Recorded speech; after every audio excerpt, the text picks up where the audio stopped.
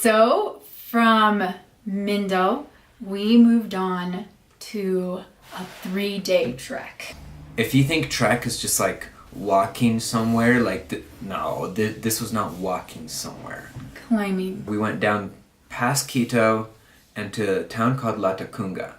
From there, we took a bus to a town called Sitges, and it's super easy to get around with all the buses. It's like a small little farm town, and so that was our starting point. We basically left our bags in Latacunga.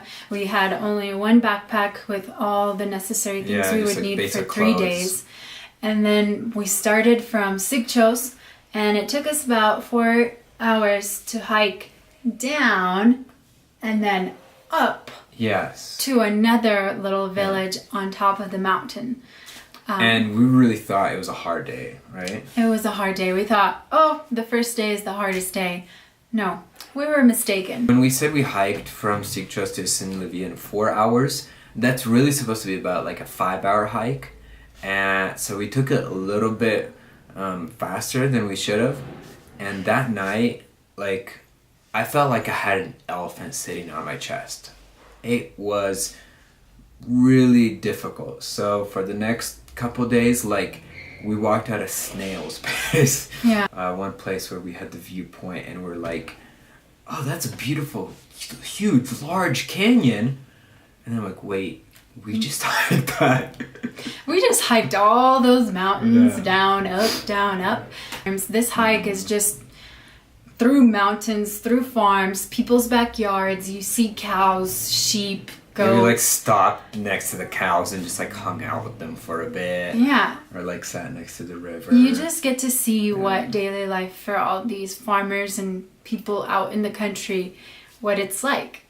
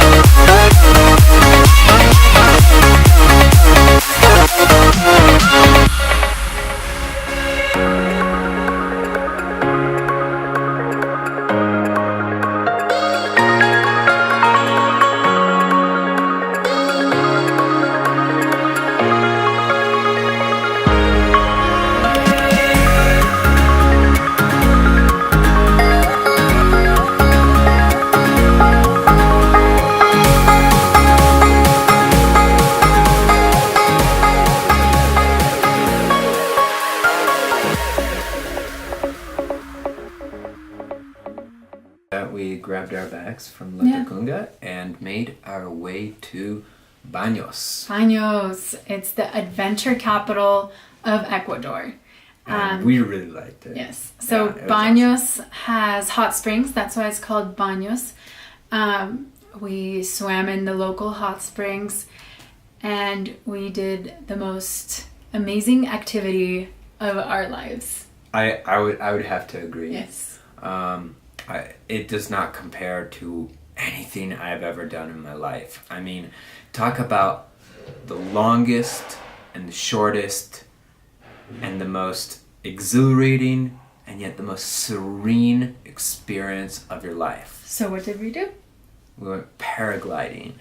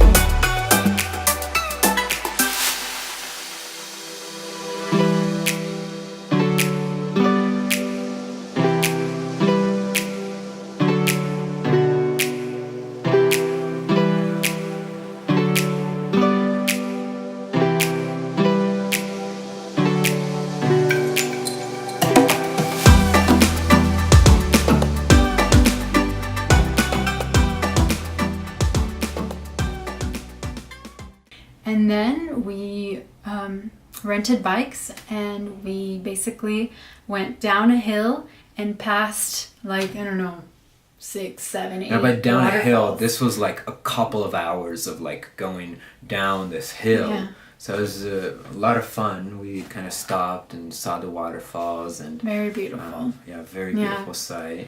We were walking, and we're like, oh, this is going to be a long way down, because So the we buses, stuck out our thumb. yeah, only come at different times. So Alex stuck out his thumb, and a family in a small, tiny car. I saw a full car. Yeah. I literally saw a Yes. full car, and I was like, oh, it's okay, don't worry. Like, we're fine, we'll just keep walking. And they're like, no. And they like tell their kids to like squish into the back seat, Yeah. kind of to the side. And there's like We get 3 in. people in the back, Yeah. the back. And then there's a dad and a mom and a little baby up front. And then we get in, and we discover that there's a parrot A with her parrot in the car. on a Just- stick. Yeah, they have a stick between the 2 seats, and it's just hanging out on the stick. Yeah, so we basically just all get cozy there, Yep. and 8 people plus Parrot Yes. Lily. So Ecuador, we loved it. And what 2 words would you use to describe it? The 2 words I would use to describe Ecuador, I would say volcanoes. Lots of volcanoes. Yeah. And Okay, my word is green mountains. It's 1 word, I promise.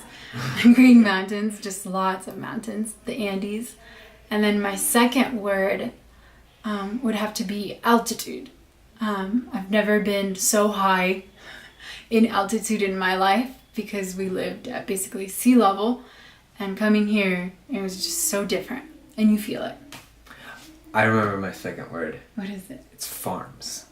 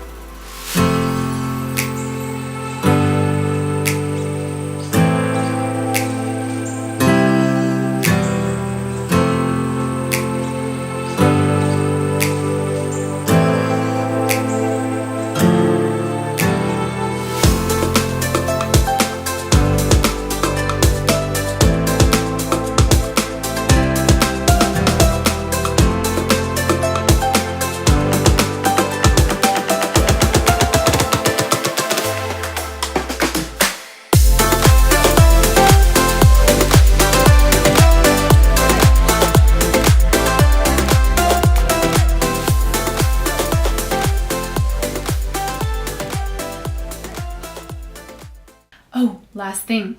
Right now we are in Cuenca, and it's a historical heritage site of Ecuador, and it has beautiful colonial buildings.